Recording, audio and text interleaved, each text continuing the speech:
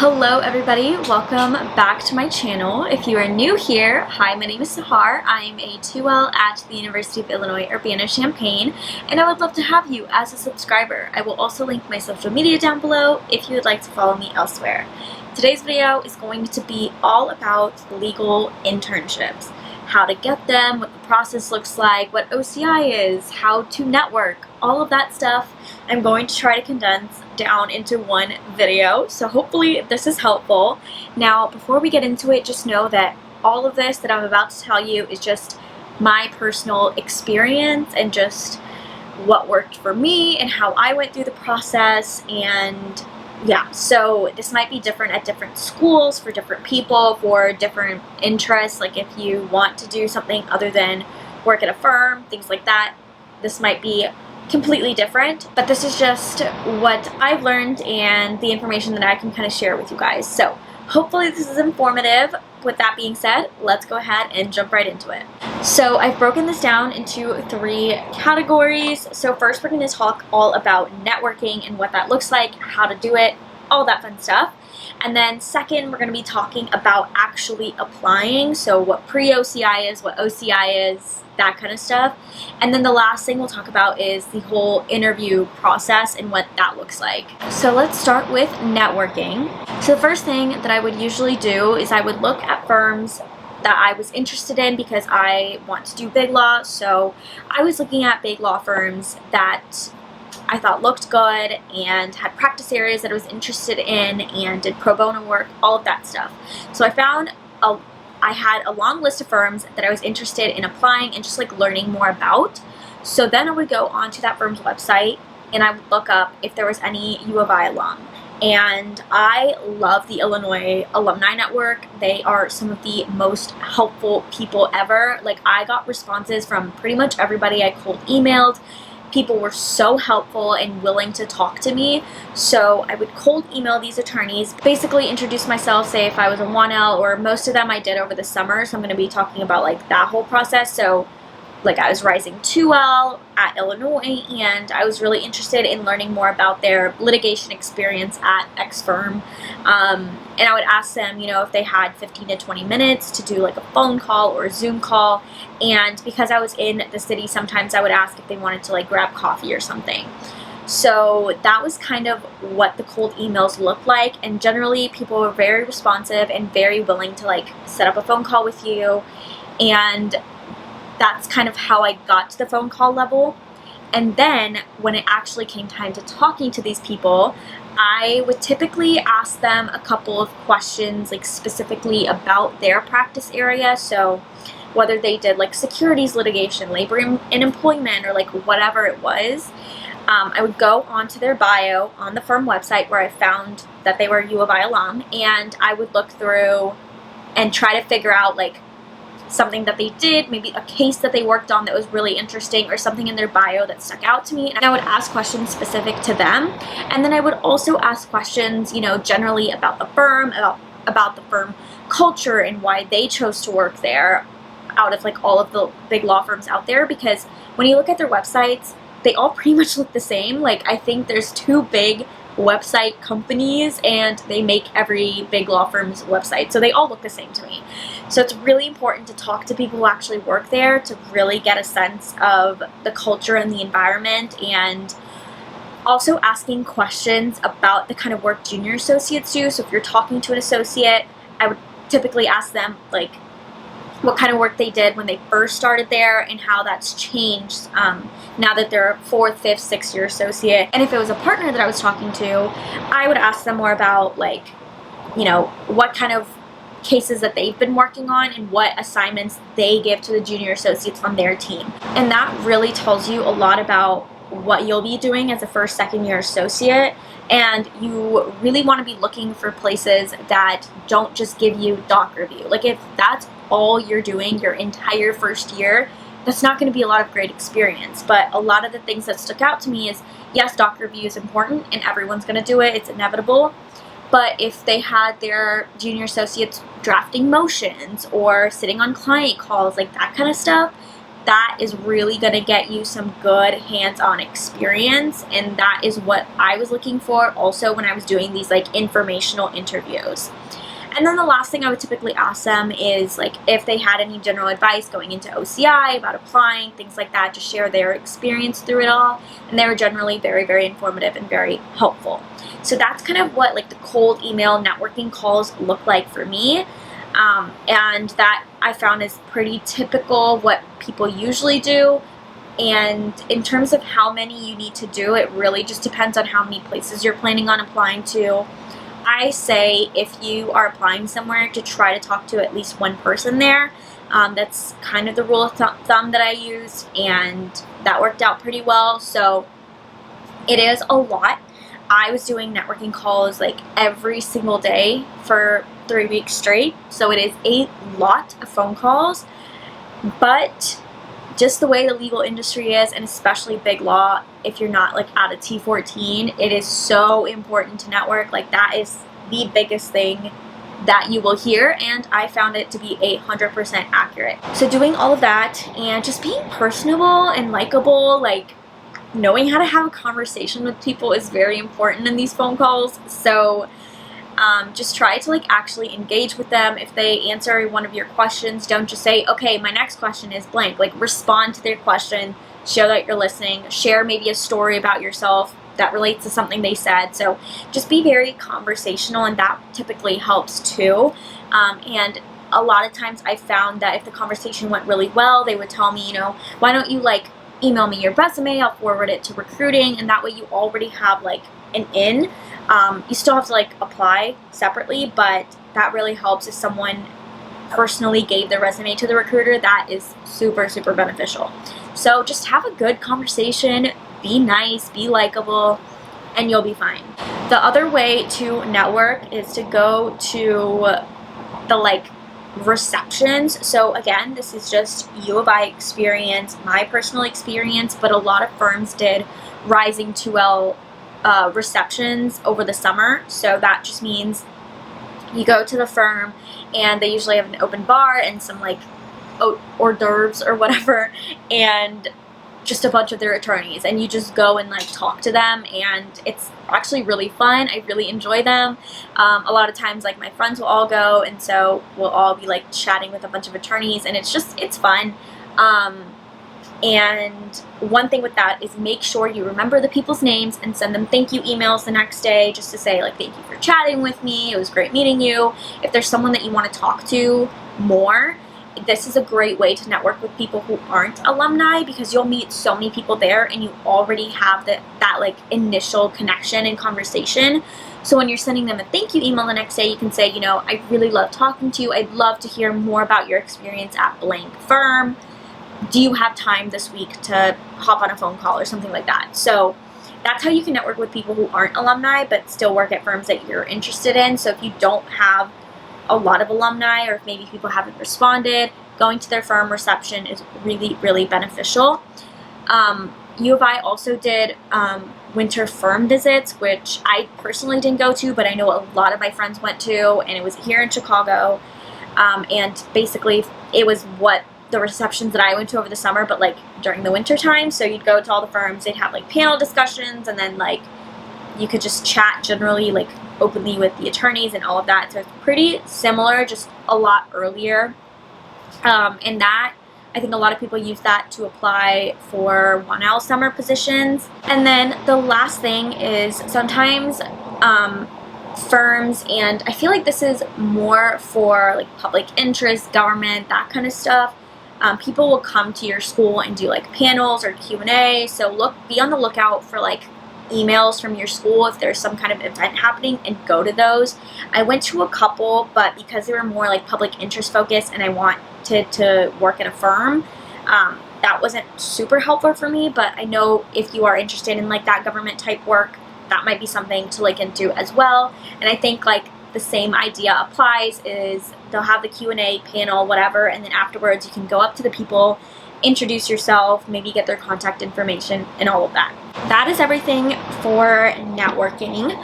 I hope I'm not forgetting anything, but I feel like that was pretty all-encompassing of what my networking has looked like. So we can move on to what OCI is, what pre-OCI is, how bidding works, all of that. So personally, I did not go through OCI, so I'm not like going to be I'm not going to be diving super in depth with it. Like, I know what it is, I know how it works, so I can explain that to you guys. And U of I actually did not have OCI for 1L jobs. I know some schools do that, but we did not. So so this segment of the video might be a little bit shorter than the other two, but I will still go into what everything looks like. So we'll talk about OCI first to get it out of the way, and then I can talk about like the bulk of my experience, which was pre-OCI. So OCI basically stands for on-campus interviews, and that's essentially where mostly firms, but some like government positions as well, come to your school and interview you. And in order to get an interview with them, you have to place what is called a bid.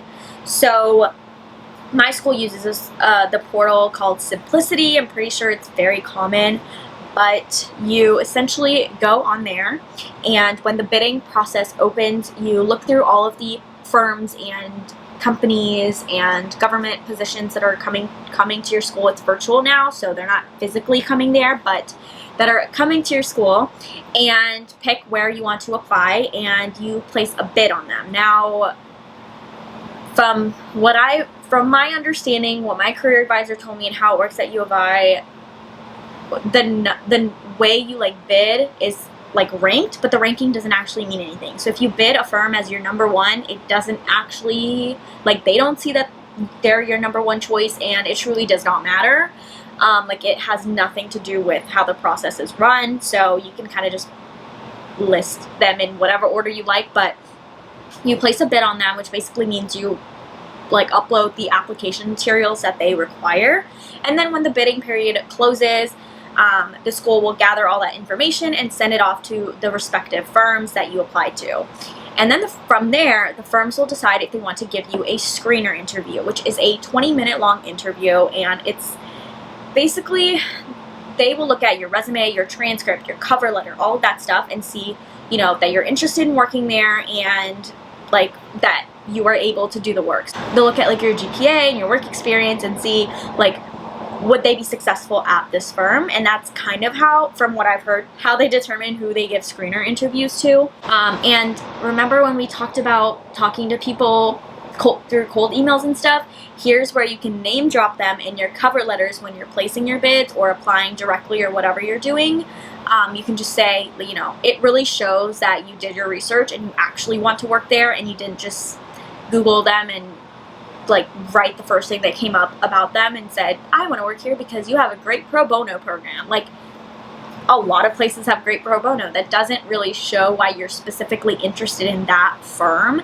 So if you can say, you know, when I talked to Bill, he told me how X, Y, and Z happens at the firm, and that really piqued my interest. So that is just so much more impressive than like the pro bono stuff or like whatever it is that you're saying otherwise.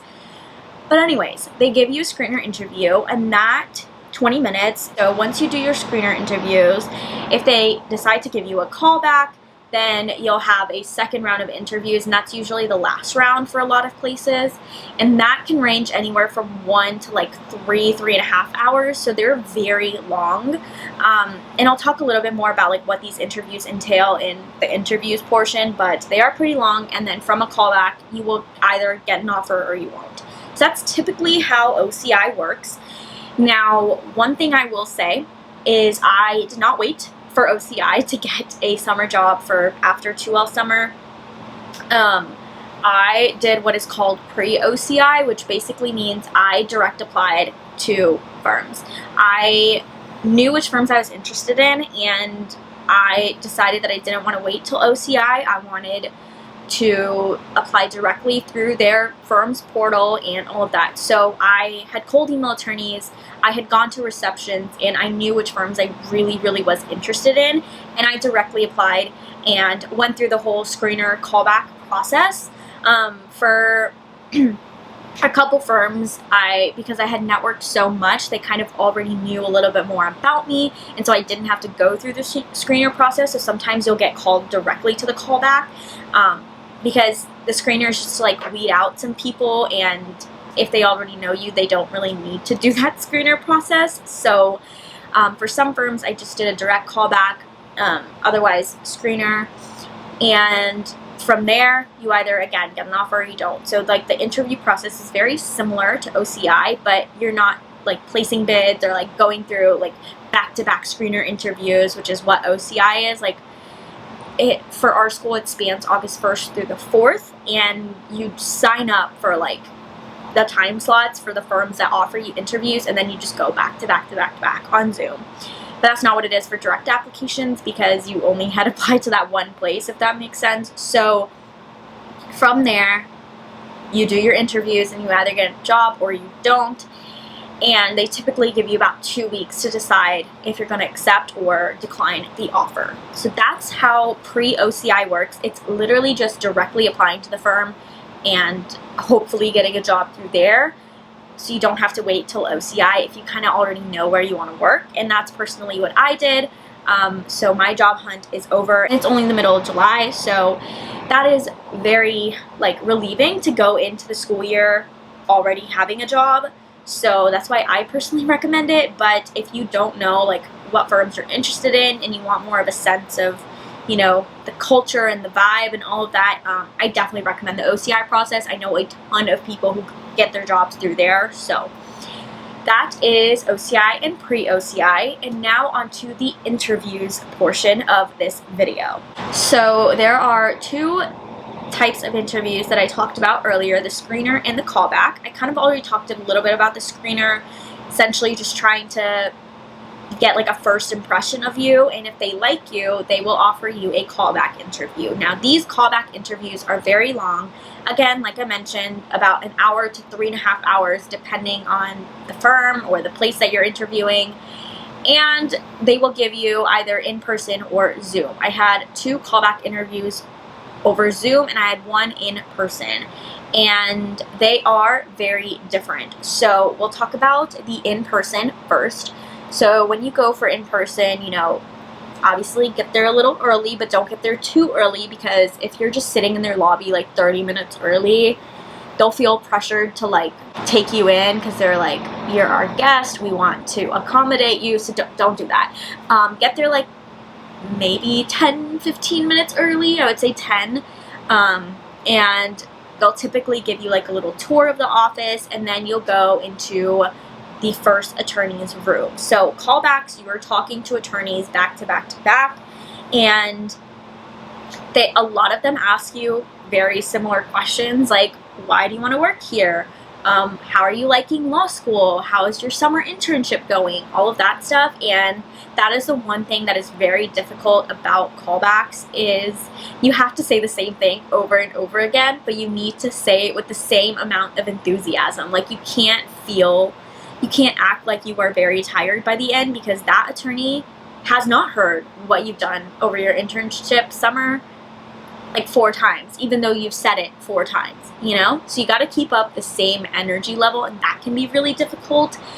But that is essentially what the callback is you're just talking. They'll take you from one room to the next, like whoever you just finished the interview with will walk you to the next room, and you'll talk to that attorney, and that whole process ensues. And typically in person, the last portion of it will be like they take you out to lunch, and typically that's with 2 attorneys, and this is still part of the interview. It seems a lot more laid back. Typically they'll give you like a summer associate or like a first year attorney, and so it seems like they're, you know, more of your age, and they just got out of law school, or they're still in law school, so it seems like it's more casual, but it is definitely not. It is still an interview. They are still evaluating you. They are still filling out the exact same form as every other attorney.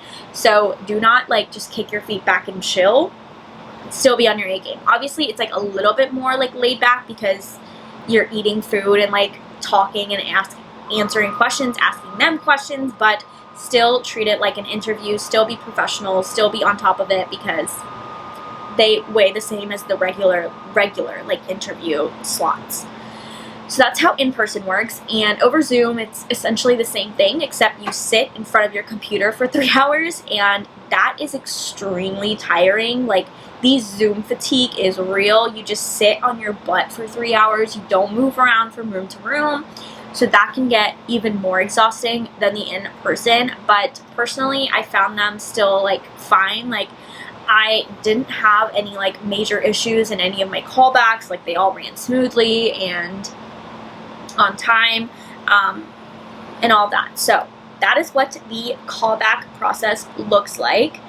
And thinking if there's anything else I want to share, but I don't think there's anything else that I have to share with you guys. So that is all about, you know, the process of getting a legal internship and how that works. And again, this was more focused towards like after your like 2L year that summer. In terms of 1L internships, because my school doesn't have an OCI process that looks differently, so a lot of 1L internships, first of all, are unpaid, and second of all, they are typically like you just directly apply either through your school's portal or through their job portal. Like, if you're applying to a firm, in-house, public interest, if you're working for a judge, a lot of those are like direct applications.